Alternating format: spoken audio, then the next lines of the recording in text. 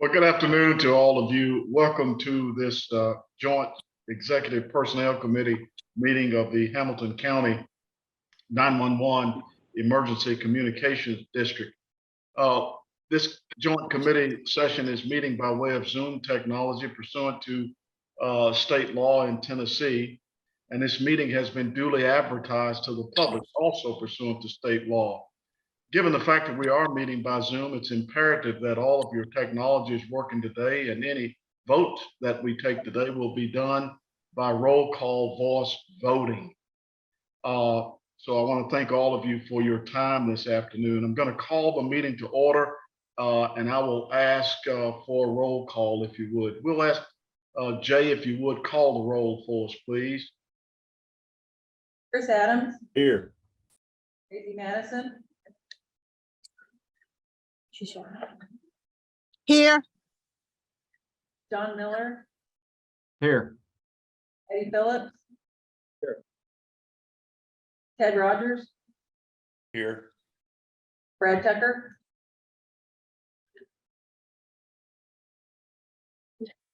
He's muted. Brad, you are muted. But he's here. I can see he's here. He's just trying to unmute. Chairman Brown. Present.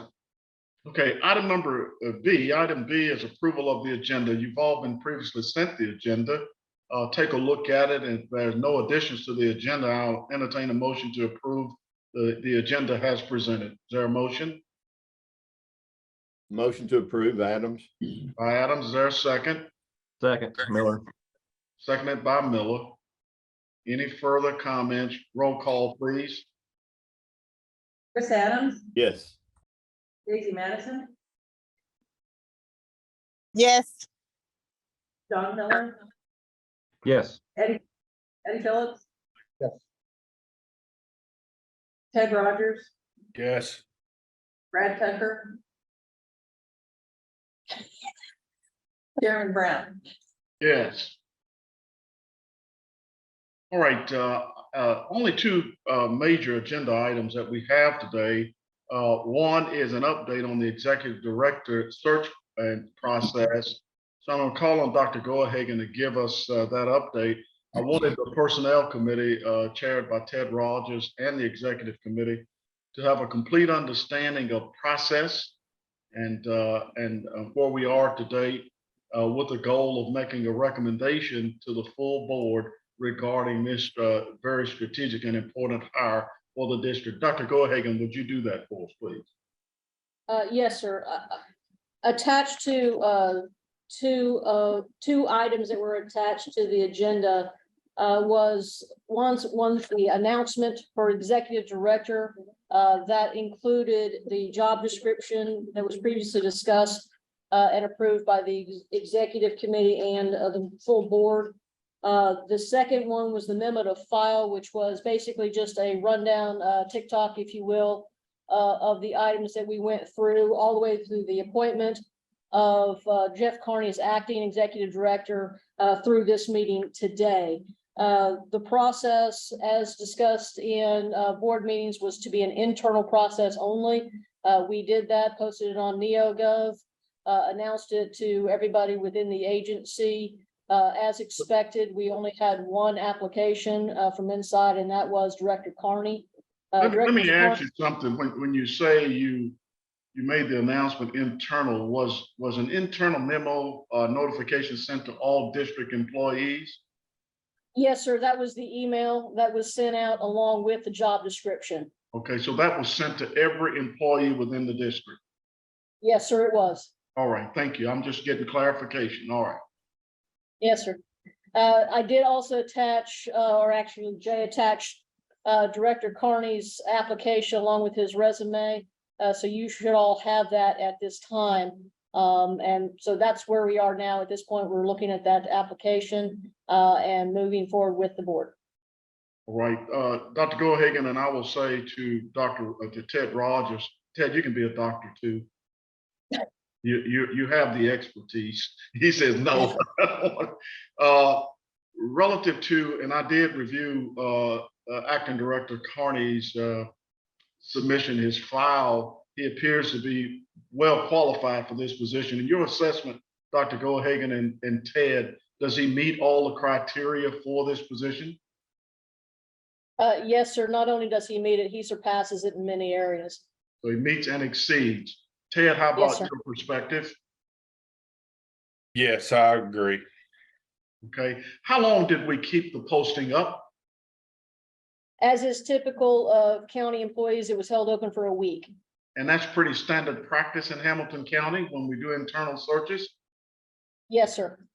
Okay, let me open up any comments from the committee now, and I'll start with Chairman Rogers to kind of get his perspective about the search and what he feels about that. Thank you, Mr. Chairman. I guess my initial thoughts on it is that, we have tried to be as open as possible about this. We had, going back in a little bit of history, we had discussed that if we felt that we had qualified candidates or candidate, whatever the case may be, internally, then we should look at those people first out of fairness to give them an opportunity. If so qualified and deemed appropriate for the position, look at them first. I think that's also usually consistent with what county policy is. The other county gentleman on the phone can correct me if that's not the case. And also, if we did not find a qualified candidate internally, then we would proceed to advertise externally. I believe that we have someone, as in Mr. Carney, that has not only prepared and trained to take over this position, but is also very qualified. We do need to be as open-minded as possible, but also we need to be cognizant of the fact that he has been performing what appears to be an excellent job as the acting director thus far since Mr. Sturmer's retirement. And due to his qualifications and the fact that he is the only one that put in for it, which should not be a negative. It actually is a positive because due to the feedback that we have had from our consultant, I call her Miss Linda. She has given us quite a bit of feedback in her input that she has received from the core employees, that many of them, no one is ever 100%, but many of them and most of the executive management team desire to see Mr. Carney appointed in that position. So based upon all of that, I think that we need to move forward in whatever position or process is appropriate to appoint Mr. Carney to that position. Those are my thoughts. Thank you, sir. And the process will be, first of all, I want to hear from other members of these committees if they have comments. The process will be a nomination, preferably coming from the chair of the Personnel Committee, and a second to permanently move him forward and select him as the permanent director. We will vote that, and if this committee, the executive committee, votes that in the affirmative, we will present that recommendation to the full board for affirmation and approval. That is the process. So any other comments from the board? I would like to say I do think he has been performing exceptionally well during the interim period as chairman. He's been very open with me. The communication lines are very open. He's very transparent. When things are going on, he always calls me and we talk through those particular issues. The feedback that I have on him from the employees are similar to what Ted has said, very, very positive. I visited the floor with him and just walking around with him on the floor, talking to employees, and at every level, you can tell that's a healthy respect, but they also like this guy. And I will tell you, as a leader, which I saw that from all levels of the organization as I moved around the floor and talked to people. So that's kind of my perspective on what he has done in the interim role. Any other comments? Mr. Chairman, I would just like to say that I agree 100% with what Personnel Chair Ted Rogers has said. I also agree with what you just said. I think we put Mr. Carney in to be acting to see how he would perform, and he has performed very, very well. We're very happy with him.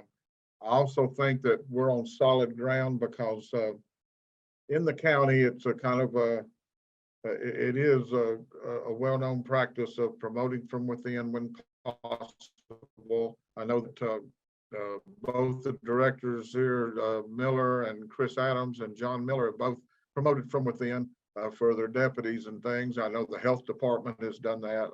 So I think we're good. I'm ready to go forward. I would like to ask you as chair what you feel like and about, it's about 5 more weeks to the full board meeting. Would you want to call a special called meeting to do this earlier than that, or would you want to? Yeah, I think if we move to select him, I will call a special meeting and get this done very, very quickly. Okay. But that's my only comment. I agree with both of you and what you said. Thank you, sir. Any other comments? Other members of the board or committee? Our job's to pick a leader, but just because we pick someone and put in that position doesn't mean that the district will follow. And I think the district spoke by not applying. They know that that's the leader they want to follow. So I'm 100% behind what Ted has said. So I'm all for it. Thank you, Chris. Daisy, did you on mic? Go ahead.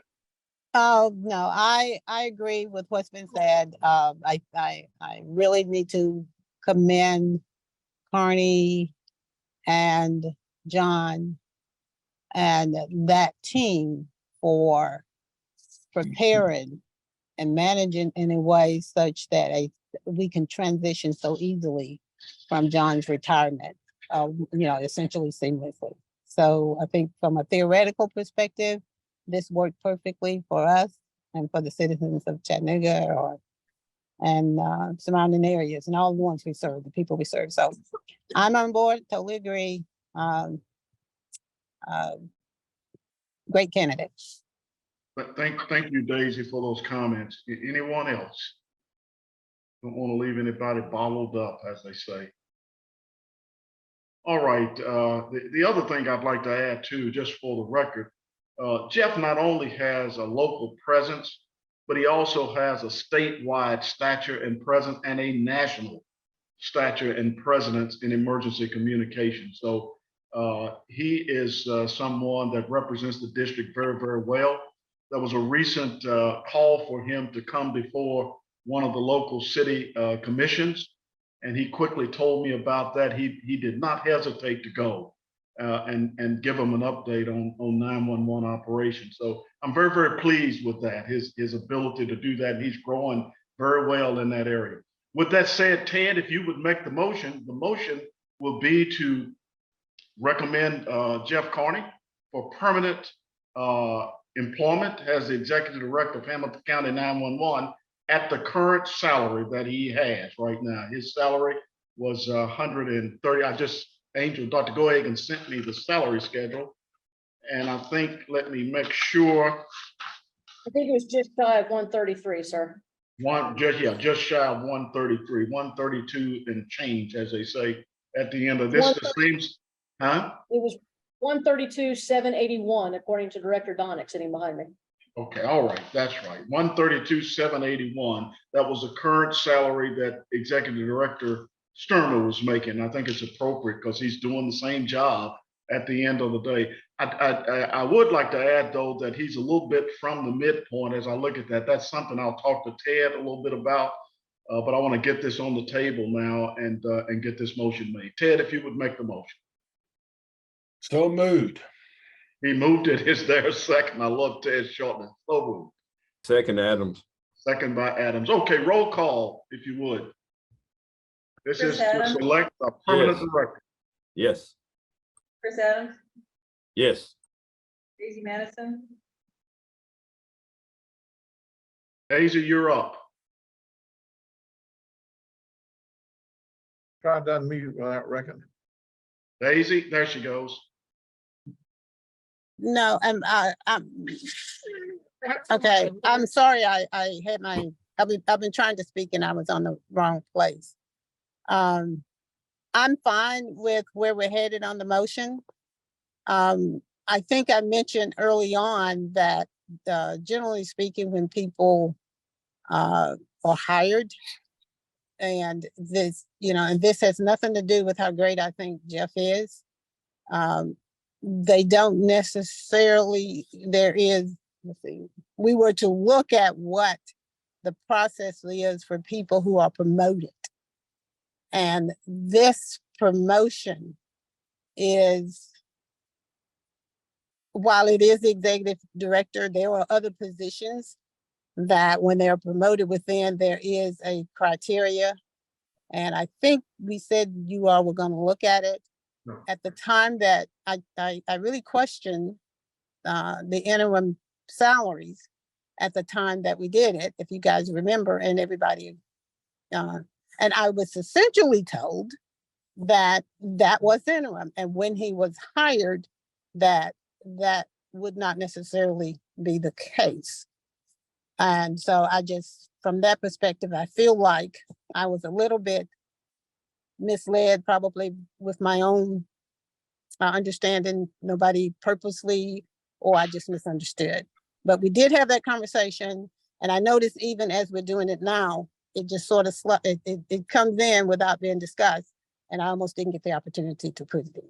Why don't we do this, Daisy? At the end of the day, I have taken a look at the salary structure, all the directors, all the executive level positions, and this salary appears to be. I said, I was at go ahead. You were hearing somebody else. okay, I said this salary does appear to be well in line. Let us get him in place first, and then we can talk about the salary. We will do that, okay? All right, Daisy, so I assume you're voting yes. Yes, I'm voting yes for both. I just want to put it, because I know, I don't want to waste your time, because I know at the end of the day, we're here, but I would like to have been made aware of the research and the background that went into that particular before I actually voted on it. But if you have, and other members of this board has that information, and I probably haven't and haven't had the opportunity to read it with what's going on, but a simple statement from someone that says we did the analysis and this is why. And Okay, well, I don't know, and I will say the statement that, I think that's what happens with a lot of people. There are a lot of people who have been here a long time that are making more than people that come in, but the people that come in after a couple of 3 years quite often meet or exceed the performance of the people that have been here for a lot of years, but we don't necessarily push their salaries to that point. So, but having said all that, I just wanted to make it for the record, because I just don't want other employees to be promoted and then you apply some criteria that is different than we're applying here. And then for whatever reason. So having said that, I'm fine with going ahead with the vote as it is. All right, I'm gonna have Dr. Gohagan to talk a little bit about the salaries at the end of the day. She gave me a pretty good analysis of the current salary ranges and the midpoints of these salaries with the current percentages, which that made me feel like this position was benchmarked appropriately at the end of the day in terms of compensation. But I'll let her talk through that, and she can give her judgment as a chief HRO officer as to whether or not this salary is appropriate. So Daisy voted yes. Continue with the vote, if you would. John Miller, Yes. Eddie Phillips, Yes.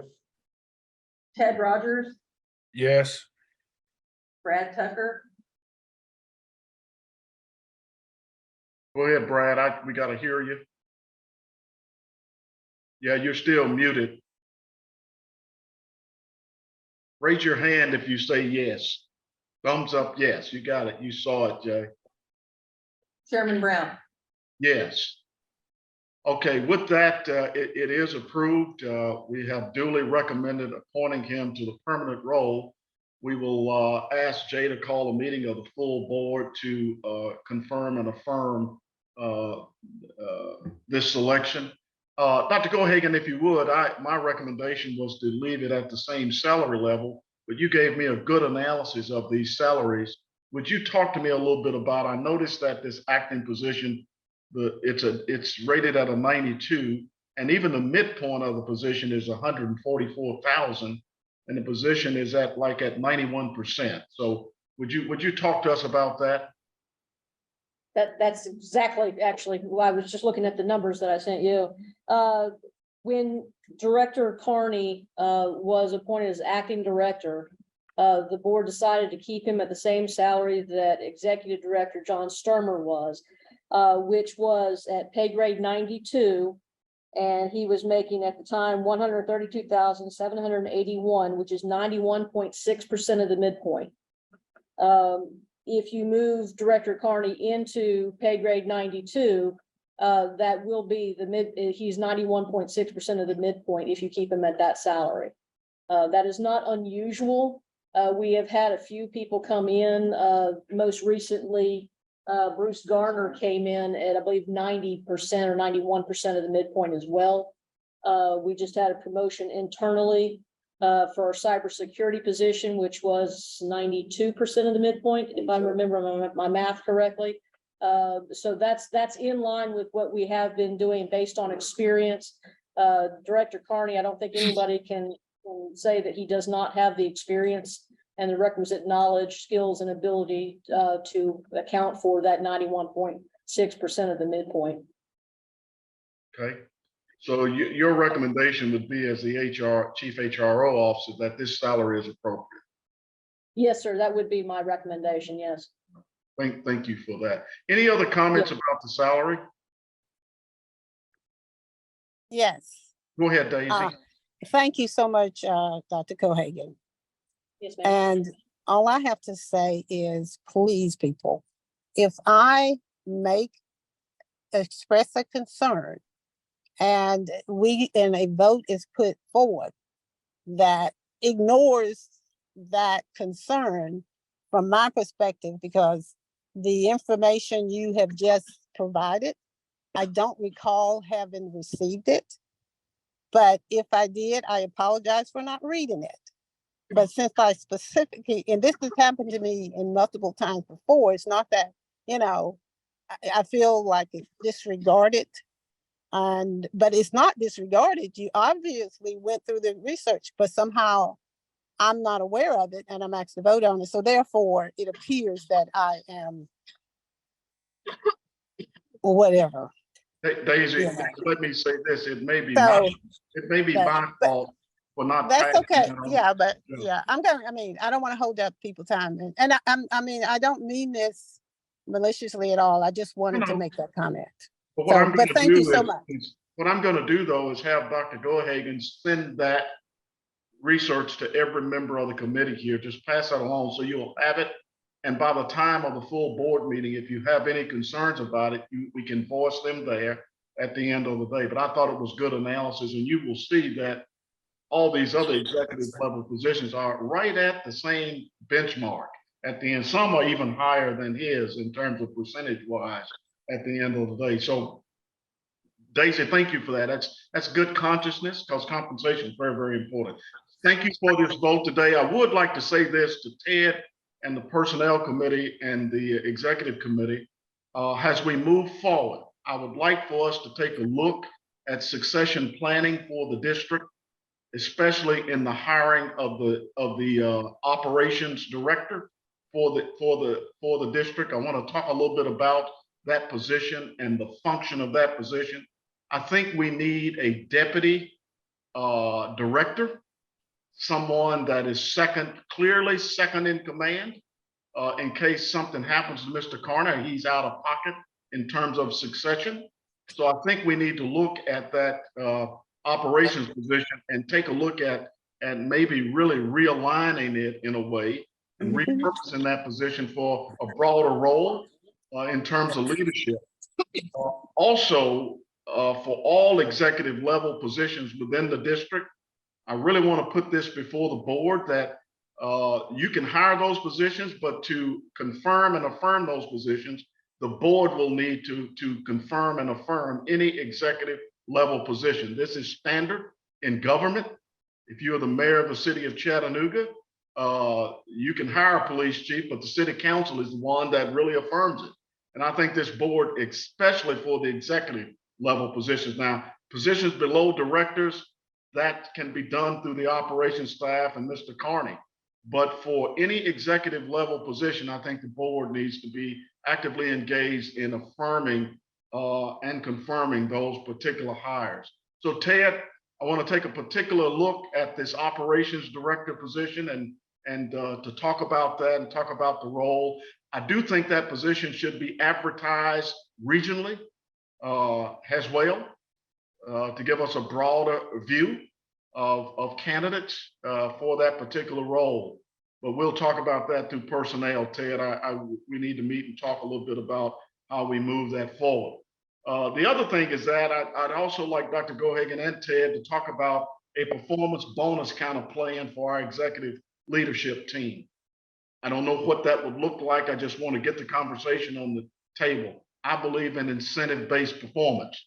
And we've not had that, not since I have been dealing with this board for over 30 years. And I think it's time that we begin to consider that, because everything is competitive now. And when you have good people, you want to keep good people. I will tell you, in these particular roles. So with that said, that's all I have. Anything else from HR? Ted, anything from you from the HR perspective? No, sir. All right, thank you, sir. Item number D is a review of the policy on the employee assistance program that deals with support animals. And Dr. Gohagan, I think, and Jay has really sent you a lot of information on that.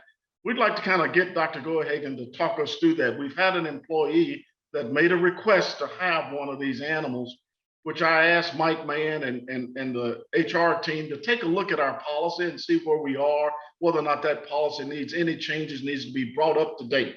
So Dr. Gohagan, thank you. Yes, sir. We had, if you'll recall, back in, I guess it was December, we had an employee approach me requesting the process for bringing in a service animal to the district.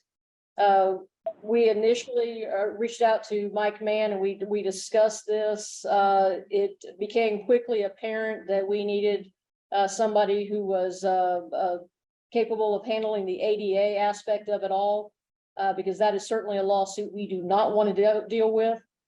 So Mike Mann got me in contact with Rich Hitchcock's office. That's a difficult name for me to say for some reason. And he got involved immediately, and I had sent a draft of some language for an addendum to our policy to his office, worked with a couple of attorneys that were specialists in ADA type cases, and one of them had dealt extensively with service animals. After I had sent that draft proposal of a policy addendum, the lawyers took their little red ink and they just wrote all over it, which was fantastic. They did ultimately send us a clean copy, and that is what you have in front of you now. That was sent as one of the attachments to this meeting. There are two sections of note. The first is on, and both of these sections, by the way, are highlighted in yellow, so hopefully you can go to them pretty easily. The first is on page 2, it's under definitions. Those 4 definitions, starting with the bullet H through bullet K, were added, and they deal specifically with individuals with disability, the definition of a service animal versus that of an emotional support animal, and what the definition of a reasonable accommodation is. As I mentioned, all of those definitions have been looked at by the attorneys with Rich Hitchcock's office. Why can't I say that name? I don't know. I have a very difficult time with that. And those were the final definitions they came up with. The second part, and probably the most important part, deals with the process and procedures for bringing animals in the workplace. According to ADA, we cannot exclude a service animal from the premises, regardless of whether or not that premises is open to the public, which we all know that the actual dispatch floor is not open to the public. That doesn't matter as far as the ADA is concerned. That being said, we had to put a policy in place. And this was the policy that I sent them, and they sent back to me with some changes. You can read it all there. I have a solid belief in these attorneys, particularly because they have dealt with service animals especially, and the ADA compliance of this. So this is the recommended language, and I hope you guys have actually had a chance to read it. Yeah, I did read that, and by the way, I think you did a really good job with this, and it certainly Thank you. meets the current federal guidelines. One question that I had was these emotional support animals. What can they be? I know you said a dog or a horse, but I dealt with some of this at the university, and kids wanted goats, they wanted snakes, they wanted rabbits. I mean, what is that? How do you define that? We can limit it to dogs and miniature horses. I'm kind of hoping for a miniature horse, to be perfectly honest. I've seen dogs around, but miniature horses are not something I see often of, but we can limit them, but they can't bring a emotional support dog in, for example. So we still have some control over that. So in terms of quality and minimization of disruption of the workplace, number one, the employee has to prove or demonstrate through medical proof that this animal is required. That is correct. Yes. Is that not correct? And the animal also has to be certified that it is an emotional support animal. So it comes with certification there, which would say that if this miniature horse is in the workplace, it's not a wild horse. It's controlled and that kind of thing. Yes, sir, that is correct. It's not only has to be certified, but it has to maintain that certification throughout the time. So recertification also comes into that as well. Okay. All right. Any further comments? Please take a chance to peruse the policy and the changes. So go ahead, Eddie. Yes, sir. Thank you, Mr. Chair. I wanted to ask a couple of things. One is there any, I don't have the policy. I was already traveling when you sent it, so I couldn't print it off. What, Angel, does it talk about the animal has to be in control of that employee, can't just run free in the building or anything like that? Or? Yes, sir. There's language in the policy. Not only does it have to be certified, it also has to be, the vet records need to be kept up to date, and the animal must be control of the handler at all times. And in any case where the animal becomes disruptive or damaging or anything like that, the district can remove that animal. Okay. And so you're saying also that the is what the chairman was saying a second ago, that the employee has to get medical certification that they need it. And I guess that also opens up the door. Do they get fit for duty testing at that time too? If someone, this is especially telecommunicators.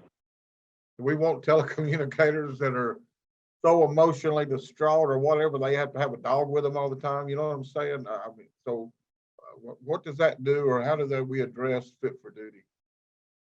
Well, in fact, we did fit for duty for this employee who requested it, and we got certification from her medical provider as a basis for that fit for duty. Without going into details of what that certification said, that fit for duty is part of that evaluation. So if somebody does need a service animal, that evaluation by the mental health professional or their medical doctor or whatever is part of a fit for duty. Okay. My only other concern is probably nothing we can do about it in the day we live in, but I'm concerned for any other employee who may be allergic to animals and stuff like that. Or what do where are their rights? That I'm allergic to dogs, but the guy sitting next to me gets to bring a dog and sit it there beside me. So, but I don't guess that addresses that or anything we can do about it, is it? Well, there's really nothing that we can do about it. The ADA specifically says that allergies are not a reason to keep out a dog, or any animal for that matter. That was one of the things that we went into detail on. I'm allergic to dogs myself. We do have, and Director Carney actually pointed this out to me, because we were considering actually having an air purifier at the station with the animal. But as Director Carney pointed out, there's so many filtration devices on the district floor that it may become irrelevant. Right, that makes sense. And we could also, if we really came up with a problem, if an employee was really messing them up so that they couldn't do their job, maybe we move them to a different part of the building or the floor or something. We could do some kind of. But bottom line is, what you're presenting to us is what the attorneys say we need to implement. Yes, sir. Okay. The other thing, the flexibility in that, there's a provision for reasonable accommodation, and that's how you make those adjustments for both the person with the service animal and any impacted employees. It may be moving workstations or whatever you can do to accommodate that, which is really good. The fitness for duty was a big deal. That's a liability deal for not only the employee, but for citizens out there at the end of the day, making sure that people can do the work. And that's part of the process. I was very glad to see that. Mike Mann, as our counsel, you're comfortable with this? Yes, sir. I'm very much confident of it, and also give a great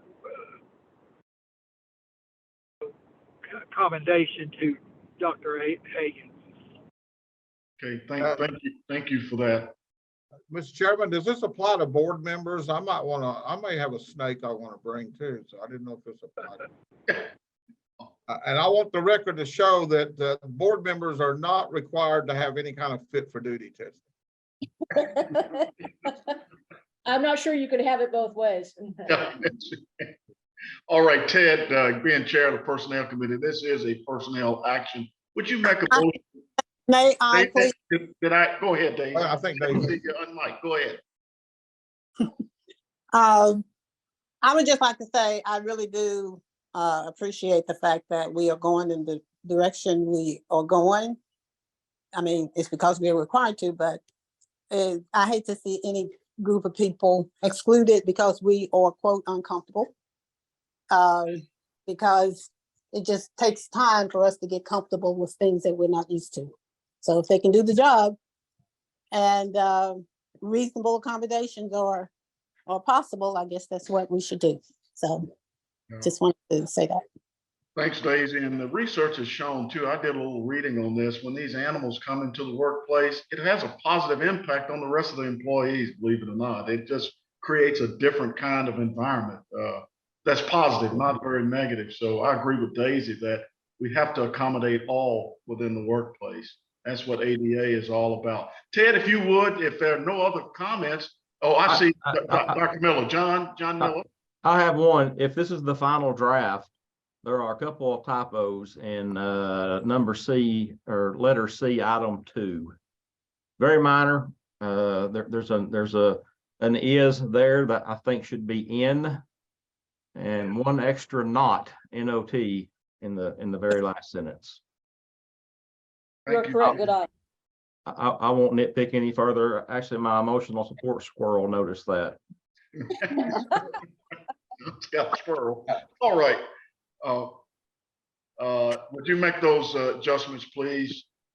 Yes, sir. I'd like Ted to get this motion on the floor and get it approved for full consideration for the board at the full board meeting. Yeah, I have a couple questions first, Mr. Chairman. Well, go ahead, Ted. Under the criteria, I understand that we're doing this, be blunt, to comply with the law, which of course is good and wise, but that doesn't mean it's right. That's just my opinion. But I do have a question, Angel, is with regard to reasonable accommodation, who defines that? The law does not, does the law define reasonable accommodation, or does management?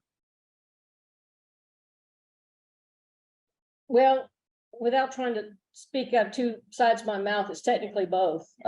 We have to be able to defend the reasonable accommodation. So if a reasonable accommodation is made, so for example, since we're talking about service animals requested, they meet all their criteria, a reasonable accommodation might need to do that. Now, if we decide as management team that we do not want to meet that reasonable accommodation, we'll just have to be able to defend it. Of course, that's true with anything regarding the law. Most of the time, Yes. just about everything we do in this center is what we can defend. Yes, sir. So my next question is, under reasonable accommodations, if this issue becomes a distraction of the other employees, what recourse do we have? Because it should be clear, everybody is clear that this is an industry that we are in, that we do not need to be distracted. If the animal does become a distraction in any way, we can remove the animal. We just have to be able to document how it was a distraction, what the distraction was, the impact, that sort of thing. We just have to be able to defend the action. Ted, I will tell you, if the miniature horse walks around and starts licking on the keypads, that says that animal needs to be removed. It's not under control. Yeah. Right.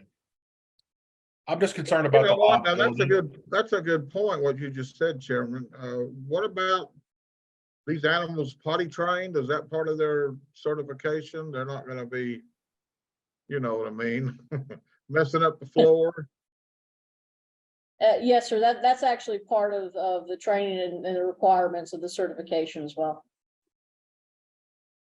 So I would like to make sure from that all of our leaders and managers in the 911 center are crystal clear on their responsibilities and what they can and can't do with regard to the supervision of this policy and with the law, because I don't want us to misstep, but I also am worried about the distraction of this in the 911 center.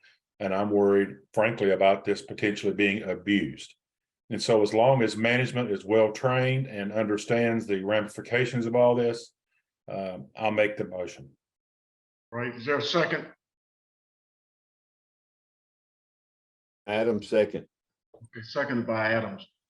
Ted brings up some good points, and if we approve this, Dr. Goldhagen, this should come with a strong training and orientation provision by the HR team and the management team, right? Yes, sir. For every shift Yes. within the organization, so they fully Yes, sir. understand how to implement this, okay? And to avoid abuse. All right? One thing that we can do, and it's one thing that I actually suggest, is bringing in the attorney from Rick Hitchcock's office to speak with our supervisors and our management staff in regards to what their requirements are under ADA as well. Can As I part of that. make a comment to that? Go ahead, Ted. It needs to be under the spirit of coaching and teaching, not of this is what you got to do to abide by the law. Yes, sir, I just want, Our intent is to abide by the law, but even yes, sir. there's in the law, there's a context of the spirit of the law. And that needs to be done under a coaching and teaching concept to where both sides of this, management and employees, win in that scenario, as the goal is to have a positive outcome, not a negative outcome. Well, I would Yes. hope Dr. Goldhagen will be there representing HR too, saying this is a proactive thing on our part to make sure that we're doing the right thing in the workplace. And you know, Mr. Chairman, I think also that if HR, if Angel, if they present this right to the employees, they'll understand, hey, it's not just suddenly you can bring animals to work. There's a lot of hoops they got to jump through. They got to get certified. They've got to show medical reasons. They've got to have fit for duty training. So that's going to knock out everybody, hopefully, but just legitimate cases. That was going to be my comment, Eddie, is service animal is traditionally been pretty well defined. It has to perform a task or a service. It has to open the door, it has to detect seizures, has to pick up objects that you can't. Where the slippery slope has been traditionally is the emotional support animal. Right. But this policy has, like you said, some hoops they have to jump through that would hopefully dissuade, those that might try to abuse it. There's a little bit of work. It can be done if you're on, good terms with your doctor. Sure, he may write you a note to say, yeah, you need your Labradoodle at work so you feel better, but hopefully Well, that will dissuade any of those easy. John, that makes me think of something else, Angel or Richard. You talked about the employee had to get the fit for duty. When they need the fit for duty part of this, that goes back to our doctor, right? That doesn't go, their doctor doesn't do our fit for duty. Their doctor does their need for the emotional animal, but our doctor does the fit for duty. Is that right? It's done both ways. If they already have an acting physician they can get a reasonable, we get in contact with that doctor, the doctor talks with me, and does a fit for duty, along with them. But if we do not, we have concerns, we can actually send them to one of our doctors as well. We need to have it in there that we can do that, because like what John said, if they're in touch with their doctor, sure, I'll sign that, you know what I mean? We need to really know, because I am concerned about the fit for duty part. If a person is really has a serious need for a service animal, I want to make sure they can perform the floor, you know, there's a little bit of stress down there, you know, so Yes, we sir. want to make sure they're okay. Angel, did you And get we're probably not talking about many cases at all. We're all picking it to death, but it's because we all want to make sure it's done right, you know? you received that modification there? Okay. Yes, sir. Right. Any further comments? I'd also like to see you develop a form for access to this service that details all these things that the employee has to fill out and say, I'm making the request. And if you would, if we vote this today, you can bring that to the board meeting, the full board, and let the full board see that, which might get them a comfort level with some of the things Eddie and John and others and Ted have talked about a little bit. All right. All right, roll call. Chris Adams, Yes. Daisy Madison, Yes. John Miller, Yes. Eddie Phillips, Yes, Ted Rogers, Yes. Brad Tucker, Yes. Chairman Brown. Yes. Anything else to come before us today? Let me thank you for your time today. We got through this pretty expeditiously, but these were two very important items. I want to thank Mike Mann, to our legal counsel, for guiding us to Rick Hitchcock's firm, people that deal with these ADA legal issues all the time. They're very good at that. But also thanks to all of you for the interim process for the executive director. And Daisy talked a little bit about this, for the smooth transition. One of the real challenges of organizations is when you lose top leadership, transition can be really tough. This went very well, and it went well because of this board and because of our leadership team that's on the ground. Jay and Seth and Angel, all of you did a phenomenal job making sure that everything went very smoothly. So thanks to all of you for that. I want to thank all of the board for what you do, and I'll ask Jay to go ahead and call a quick board meeting to confirm this appointment. Mr. Chairman, I do have one more thing. Yes. I would like to ask Director Chris Adams, is that his take-home vehicle, county take-home vehicle in the floor there behind him? That's Wagon? that was Rip Roaring's retirement chief car. Oh, was it? We parked it after he retired. I got you. Angel, this is Ted. Yes, sir. Could, based upon our discussions today and the recommendations by the chairman, could you get with Mr. Carney and whoever else you feel you need to begin the initial process on the research to convert the operations manager's position to a deputy director position, and I think more than likely needs to be deputy director that also is the operations person, however you want to word that, whatever's appropriate in the county language. We need to go ahead and get that started, because obviously Mr. Carney has been doing double duty the entire time, and we need to get somebody on board before we exhaust him completely. Those two jobs are huge and definitely need to be separated, and we need to get somebody in there as soon as we can. So if you could start that process to reclassify, I guess is what we're doing, that position, I'd be grateful. Yeah. Yes, sir. There might be a little bit of an upgrade to it as well, because it takes on that deputy role. Yeah, it would In be. the job. So, but it is critical that we get that done very quickly, and consulting with Jeff would be great on that. Thank you, Ted, for that. Yeah, I do anticipate it being a higher grade, because this is the deputy director Absolutely. based upon that. So thank you for all that. Yes, sir. Absolutely. And again, we do anticipate a regional recruitment for that, kind of a larger recruitment for this role. Not to say that if there's someone inside the district that wants to apply, please do. We're not saying that, but it is an opportunity for us to look a little broader. Of course. All right, anything else to come before us? Very productive meeting today. Jay, okay, Jay, all right. See you. Your special call meeting, would you like that Zoom? Your Yeah, just special Zoom call- it. Yeah, just Zoom it. Yeah, at the end of the day, I find these little short meetings, people don't have to get in the car and drive anywhere. Only takes about 20, 30 minutes and boom, it's done. So that's use technology when we can and save these executives time.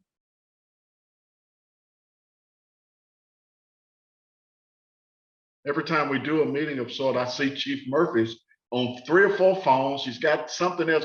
The time is very compressed because all of you are so very busy. And I understand that. I really want to honor your time.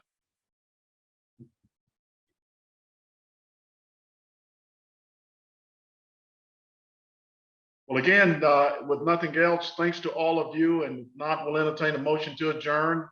So moved. And second, Second. there you go. We are done. Thank you so much today. Everybody. Thank you.